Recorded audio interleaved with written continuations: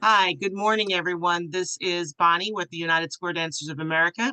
And today's presentation is on our youth programs, the information that we have available through United Square Dancers of America, in particular, our Founders Memorial Youth Fund Scholarship. Our application deadline is always February 1st, and we are always looking for young people to apply for this scholarship program. Today, our presenter is Dan Reedy. Dan has been our youth advisor for some time, and he works with the National Square Dance Convention, helping out with the youth programs there and just promoting the youth programs within United Square Dancers of America. Dan, why don't you go ahead and start? Good day, everybody. I hope this finds everybody doing well. As Bonnie said, the primary emphasis of this presentation is going to be the Founders Scholarship and the youth programs that the USDA has in place. Give a little historical background. 3 years ago, the executive board for the USDA decided to increase the scholarship to $2,500. That was done because of the economic outcome in the country and for the tuition expenses, how they've all increased. So 3 years ago, we increased it to $2,500. The scholarship process 4 years ago was overhauled and updated so that a scoring syllabus that we use internally to score the applications dovetailed with the application. The application is fairly straightforward. It's on the USDA website, and we have a lot of them that put out paper copies to different representatives of the USDA as they travel. The application is very straightforward.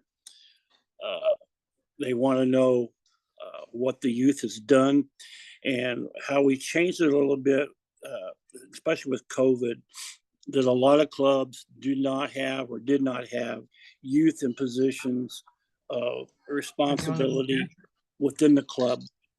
So what we did, we expanded it to have any extracurricular activities, i.e. if they were in key club or if they were on a sporting team, FFA, 4-H, whatever activities that they were involved with that had any type of leadership activity, to use that on a scholarship. The other part of the scholarship, which has been historically a shortfall, has been the 500 minimum word essay on what dancing means to you. And as we've done with the scholarship, this is not just limited to square dancing. It's also round dancing, it's clogging, it's contra. But we want to know what dancing is meant to you on the essay. And last but not least has been the letters of recommendation. We've had twice now where we've received in applications, either they weren't very specific or they were just one line. The recommendations need to kind of point out what the child or the youth has done and why they are deserving of the scholarship. And again, as Bonnie pointed out in her introduction, we have until the 31st of January for the scholarships to be in. And on my part, I don't do any recording until the 1st of February. So it gives the youth an entire time. Hey, Marvin. Yeah, I just wanted to be sure you guys knew we finally got on. We had trouble logging on. Yep, I see you. How y'all doing? We're good. Right. So 31st of January is the deadline for the scholarship. The process, how this works, which some people may not be well aware of, is that the president of the USDA, we have 6 people that have been appointed by them to grade the applications. I do not personally grade unless it's a tie. And then at that point, I put in my vote to how the application goes. But it's 6 individual people that vote on these applications. I don't know if there's anything else on that, on the procedure or how that system works. Anyway, we try to have that graded in place by the end of March, the first part of April, for any review, and then the winner is announced at the summer meeting. So that's a program. Yes. Is there still the requirement that they have to have a signature from the affiliate representative? Yes, that's part on the front part of the application, that your affiliate needs to be part of the USDA and you need to have that signature. Talk a little bit about who the affiliate is and how they get that part completed. Affiliate, it depends on what your state or sub-organization you belong to, whether you, in your case, California, my case, Arkansas, Roby's, Florida, that you would have the representative from that affiliate sign your application. The form's already pre-printed. That all you have to do is fill it out and get the appropriate signature. I had an inquiry from Colorado here recently on that, and got them worked out. Historically, we've had a problem where we've had signatures on there that were not affiliate, and that's the real key here, is you have to be part of the USDA. You have to be an affiliate. So, for example, Texas is not part of United Square Dancers of America. So students that want to apply that are from Texas do not qualify because none of their associations or the state organization does not belong. So that's where the affiliate representative, the affiliate has to belong to the United Square Dancers of America. That's correct. You have to be part of the membership at large. Okay. Okay. The next part, we have the frog, and what this is, it's a little sticker that you pass out in your club, basic for your angels, that when you have a youth in there, that they can look for the little frog and know that that's somebody that's going to help them dance. It's been in place since, if I remember right, 78. That sound right? I think 78. So anyway, we have that, and we pass it out to help encourage the adults to work with the youth. And I'm getting on my little horse here. Historically, there's been some problems of getting the youth involved in clubs, whether it's being round dance or square dance. And the youth are going to be the lifeblood to keep your club going, keep it alive. And some of the things that youth want to do are kind of counter to what older adults want to do within the club. And that's been kind of the rub, that we don't like their music, or they're too loud, or they're too fast. But you have to adapt. You have to get them involved, or your club's gonna wither on the vine and die. Other thing is competition. I know in Missouri, where I was state president, that the bylaws in Missouri prohibited any type of competing, any type of competition. That needs to be addressed, because kids want to compete, and it can be simple as their costumes, badges. You have to adapt for that. Give the kids what they want to keep them involved. In Oregon, they have a huge youth following, where they have adapted and let the kids kind of run things. But that's primarily for homeschool. And Missouri, that I'm familiar with, they got on board with the FFA and the 4-H, that square dancing in particular was a social event that the state level of the organization picked up and promoted. And the reason they did that, or why it was so successful, is it gave the parents the ability to let their kids be involved with a social activity on a Friday or Saturday that was safe. So I don't know how harder to stress that you have to kind of adapt for the youth to keep them involved.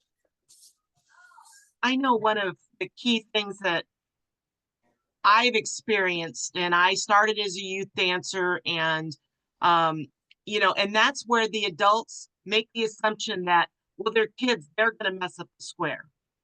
And quite often, the adults are the ones that are actually messing up the square or not completing the movements, but their first reaction is to blame the youth dancers. And we need to really work on that. I know that one of the things that we were told, we had clubs, and of course I was a youth a lot of years ago, but we had clubs that tried to exclude us because, they didn't want the kids, like you say, messing up and being too loud and all that. Fortunately for us, enough of our parents were dancers. They said, you can't keep the kids out. But we were also really taught to start our own squares. And the people that want to come and dance with us will. And when you talked about the frogs, having frog bangles or the frog sticker on your badge, that lets the youth know that you're welcome to dance with them.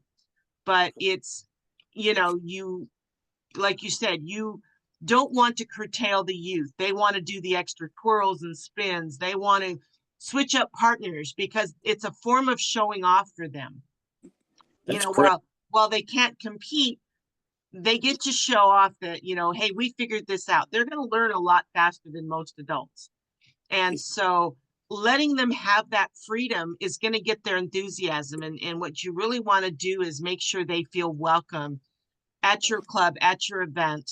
You talked about, I know with 4-H, again, years ago, there used to be demonstration days and talent days that they put on at the county level and then the regional level and then the state level.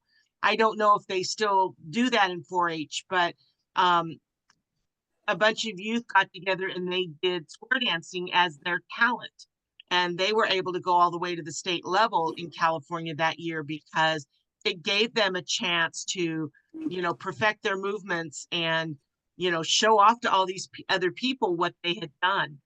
And so it's not a form of competition per se, but it's giving them a chance to be exposed and show their friends that this isn't some silly old-fashioned thing they're doing. They've got the modern music. They've got the chance to show their friends what they're doing. And I think, making those opportunities available, and it's not always easy, but making those opportunities available are really key to keeping the youth engaged and involved.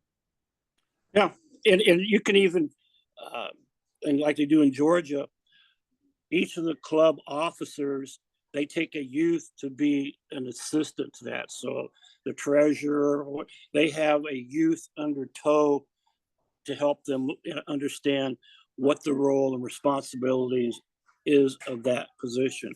And they let them, within that control to run it occasionally, and the more you can do that and get them involved in your club and what's going on, the more successful. And they'll return. You understand that kids will be involved for a certain period of time, use your high school, early college, you're going to lose them. That's just, how their life's going to go. But you want them to come back as young adults when they're young parents, because if they had a good time and enjoy it, it's something that they want. Oh, yeah. Hey, I had a good time when I was younger doing this. I want to go back to this activity.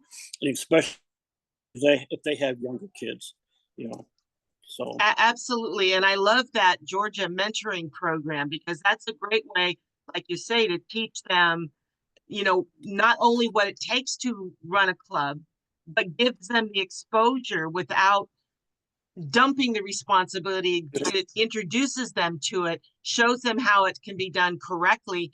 So then you've trained them for the future to take on those roles. I am going to go back a moment. Jerry and Donna were asking if you have any applications yet for the scholarship. No, I've got an inquiry from Georgia. I have an inquiry from Colorado. Colorado was asking what we talked about earlier about the affiliate, and I put them in the direction, not knowing which council they were belonging to, and the same thing in Georgia. So I'm hoping that we got at least 2 that I'll have before Christmas. Yeah. And again, I think it behooves all of us to, if you have youth dancers in, encourage and take them a copy of the application form and talk with them about it. So often they just don't know. And it really, in the long run, when you look at the breadth and scope of a lot of scholarship applications, this one is really relatively simple. Yes. It just, they have to just sit down and do it. And they have to do more than write a 1-sentence, they have to put a little bit of effort into it. I remember when I was youth advisor and some of the applications were pretty skimpy. It was almost like they didn't even try. Yeah, 2 years ago, I got an application in, and one of the letters of recommendation was 1 sentence. Yeah. 1 sentence. Give her the application. Give her the money. And that's a key, is if you're ever asked to write a letter of recommendation for someone, go into depth about that student, because I know that between California scholarships and USDA scholarships, we often learn more about those students and their impact from the letters of recommendation that came in than you do from their application, because a lot of times they sort of feel like, well, I can't brag about myself, how I've helped other people, but the leaders in the club, or the leader, whether it's 4-H or FFA or square dancing or whatever, it's those advisors and those leaders who really share the impact of that student has had on the rest of the community or the other members of the group. And so it's really important to be supported. If you're writing that letter of recommendation for someone, take it seriously and talk about the impact that student member has had. And it doesn't have to be strictly about dancing. Correct. The person sees the applicant, and can see the high points that that we probably don't see in ourselves, like you said. Well, and as you said, we're looking for leadership ability in whatever group they're involved in, whether it's 4-H or, any of those, if it's their church group, any of those things. I know for the longest time, a lot of young dancers didn't apply because they didn't have a lot of opportunities within their club. They didn't have parents that were callers or cuers that took them to national conventions and state conventions and all that. They really only got to participate in their own club, but they took on leadership roles in other organizations. And, so that's the aspect that we want to see is, are they having a positive impact, or are they spending all day on their phone playing video games or, whatever they're doing, so that's a lot of things. Anybody else have any other questions for Dan? Thoughts or comments? Anything else you want to talk about? How about some of the brochures and pamphlets that we have on youth programs? I'm thinking about probably this next year tackling and updating one. When Tony and Diane were president, we redid the application for the scholarship and the syllabus for the grading. And with me losing Donna last year, I kind of put things aside of some of the things I'm looking at. But I'm thinking I probably need to go and update that last one, bring it all current. Sounds good. All right. Does anybody have anything else they want to bring up? I do know for the National Convention in Shreveport, the Education Committee is working really hard to focus on youth programs, and we're inviting people that are involved in these successful youth clubs, whether from Texas or Oregon, and see if we can talk about, what's making those groups work.